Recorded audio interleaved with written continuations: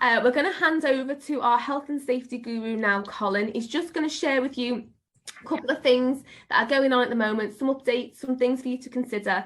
There will be an option, as I mentioned, at the end. We'll probably have about 5 or 10 minutes to just ask some questions. If you've got a question, please do pop it into the chat now, and I can obviously open it up a little bit later for you. Over to you, Colin. Thanks, Vic.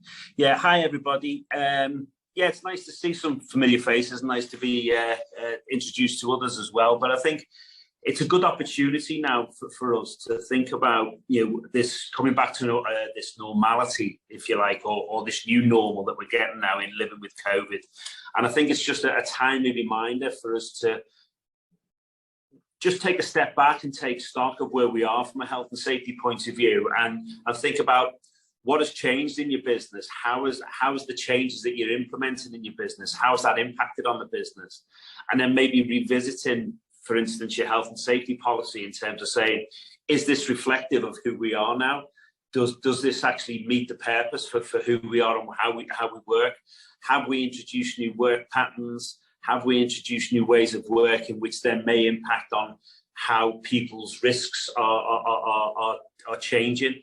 So it's a good time to go back to your risk assessment, to your health and safety policy first of all, and say, right, what has changed, and do we need to change this policy to reflect who we are and what we're doing now?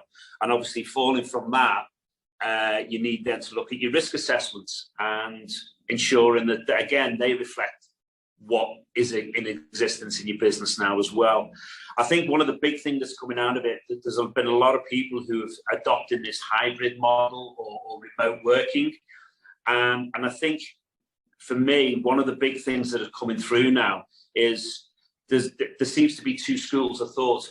People are embracing it, loving it, working from home, but you've also got the added problem of people who are working from home and it's impacting on their family life and impacting on extended hours for their working day, because they're taking the kids to school, or they're stopping to cook the kids tea, or whatever it might be.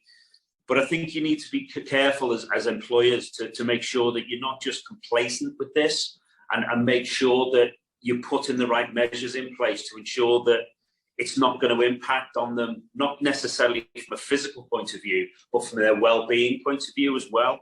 And I've been speaking to a number of clients who said they've been quite surprised at people who have been saying that, yes, they'd welcome coming back to work, but for me, one of the worrying things, or one of the worrying trends that might be coming out of this, it's like everything. If you've experienced stress, or you've been in a stressful situation, then you learn to cope and you get by with that. And it's usually after the event where things start to crop in, the symptoms of stress seems to present themselves. So I think as an employer, you need to be aware of that and just think that, are we managing stress? Are we managing these type of things, which ordinarily we would just say, oh yeah, you'll just get on and do it. But I think now we need to think about more and more about the impact of stress that our employees might be experiencing or may experience. And they just need that, I suppose, that confirmation and that feeling of confidence that if they are feeling that way, that there is something there for them that will help them to manage that stress levels as we're going forward.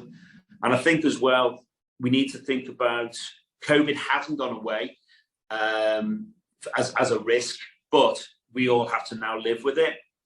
And I think businesses have to take this common sense approach to how they deal with it. And it's sort of moving away from a health and safety issue to a HR issue now, because you're going to have to start treating each case on its individual merits, and in terms of dealing with individuals with their own concerns, and maybe putting individual considerations in place. So it'll be interesting to see how it pans out in the future. But my message to everybody is, let's not be complacent about this just because we're living with COVID.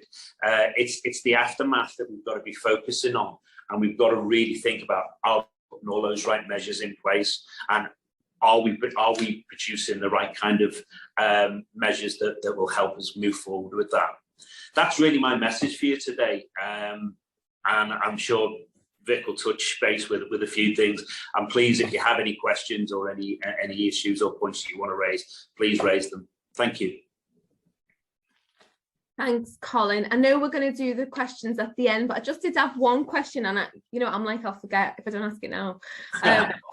Was just around sort of like DSE assessments and things. I know you touched upon obviously people working sort of hybrid. I was in a breakout before, and the business was talking about how they've sort of been really successful hybrid working.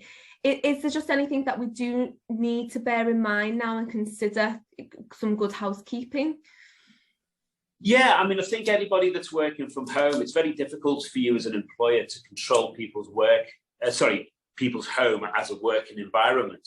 But you can put those things in place. I mean, I know a lot of the clients I've worked with, we've introduced home checks. So they'll check that, they'll get the people to do self-assessment and also DSE assessments as well, display screen equipment, to make sure that the workstations are appropriate and are proper. Because if you're working prolonged periods of time on the laptop or on the computer, that you're not just doing it sitting on your couch watching Jeremy Kyle. You are using the proper workstations to carry out your work. Because it's interesting now, some of the figures that are coming through. Interestingly enough, even through the hybrid, there's been more complaints, for instance, about musculoskeletal problems, people with back problems, because of the posture. So yeah, you have to keep on top of that. And so DSE and home checks are something that you would have to build in on a regular basis, I would suggest. Yeah, thanks, Colin. I know actually the last sort of 2 years, I certainly have been to the chiropractor more than I've ever been before. And you need to practice what you preach sometimes, don't you? I have that DSE assessment again recently, just because I moved my desk into another room, and obviously you have to do that assessment every time you make that move, don't you? Absolutely, yeah. And I think that's important to put those measures in. So if people are working from home, and it's the same if you have an office move, you have to then do that DSE, because it affects the lighting, the ventilation, all of those things that need to be factored in when you're doing a DSE assessment as well. Yeah. Thanks, Colin. Well, you're not off the hook yet, because I'm sure we'll have some questions for you shortly. Okay. But I will obviously talk to you just a little bit from a HR perspective now. And I think what's fantastic, as you know, since we've obviously brought set up the health and safety department, it's been great because we do dovetail together, and there's so much interlink between both of the services. So just keeping to the same theme around sort of COVID, and as the government say, we now have to live with it. So as Colin said, it's not gone away, but we do need to learn to live with it, as we all know, as for people in the room that are business owners as well, because we need to sort of get back to business. So it's just about ensuring that my message today is just around your policies and ensuring consistency. So we have had a lot of questions that have come through to the consultants just around absences now, and I think because it's been very sort of loosely written for you by the government, it can cause confusion, as it has done for the last 2 years. I think we've sat in this room, haven't we, before, and sort of debated some of the guidance that we've had from government. Obviously now the restrictions have been removed. There's not that need to self-isolate. But what I think we do have to consider as employers is sort of how other people will feel if somebody does test positive for COVID and comes into the workplace, and is there anyone else that is vulnerable within the workplace. So I would always urge you, if you've got a question around this, please do use the service. That's what it's for. It'll either be routed to one of the consultants or to the health and safety department, depending on, or both, depending on the query. But you do need to make sure that your absence policy is robust here. You do need to make sure that you are very clear on what and using that common sense approach, really. And I think what Colin said is we do need to look at this on an individual basis. Sometimes there may be the ability to keep somebody separate in the business. It may be that actually they present no symptoms and they're fine to work from home. I think we're going to struggle more, obviously, if they can't work from home and that is not an option, and they don't have to isolate, and that will very much depend on your policy. And obviously we will give you that guidance and support And we will also continue to do what we always do best, which is look at employment tribunals and case law, and continue to feed through these sessions sort of what judges are saying, what judgments are being made. It helps us, it sets a precedent, so we can then look to give you that guidance and to make sure that you don't get caught out, which has been the case over the last 2 years as well. But if you have got a specific question on COVID and absence, please do pop it in the chat or give me a call later on in the day, or any day, by the way. The other one that I wanted to talk to you about today was very different, but around bank holidays. So we do have the additional bank holiday this year to celebrate the Queen's Jubilee. So it is on, let me just double check, it's on the 3rd of June now. So what they've done is they've moved the spring bank holiday to the Thursday the 2nd, and we've got the additional bank holiday on the Friday. So that is a nice big long weekend for people, if your business obviously allows you to be off on a bank holiday. But just what I wanted to, I'm sure a lot of you have already got this in place now. I just wanted to sort of go through it with you, just to explain again. It's something where you do need to look at your contracts of employment. It will depend on the way they're written, in the way in which you manage this bank holiday. If, for example, your contracts are written where the bank holidays are included in the holiday entitlement, then actually, if you wanted to, you do have, if it's specific to the 8 bank holidays, you do have the right to say that this holiday would have to be unpaid, or it would have to come out of somebody's annual leave. If your contract where actually your holidays plus the bank holidays, then that is a scenario, because specific actually specify that it's 8 days or what days they are, then your employee entitled pay for that holiday. And it's a question that you need to ask yourself. You know, the way in which your contracts are written, you may decide to give people a day or give it to them somewhere else. Just a reminder on this, obviously from your perspective, you just always need to make sure that you do meet that statutory minimum. Your contracts will have been written by us, so they will meet that statutory minimum, which is 5.6 weeks if you are a full-time member of staff, or obviously a pro rata of that otherwise. It's a common question. It's probably the most common question that we get is around holidays and holiday entitlement. And it is something, some people don't think they can use the advice support for that. You absolutely can. I think it can really confuse people sometimes, and I'm not sure the calculator is the easiest sometimes on the government website. So if you're not sure, do give us a shout around this. We can look at your contracts and see the way they're written, particularly if you're sort of in the hospitality space as well, where you obviously do still need to operate during those bank holidays. We can have a look at that for you. And to Colin's point before, it is around sort of looking at that being consistent. Just another catch for you there is obviously this is a nice break.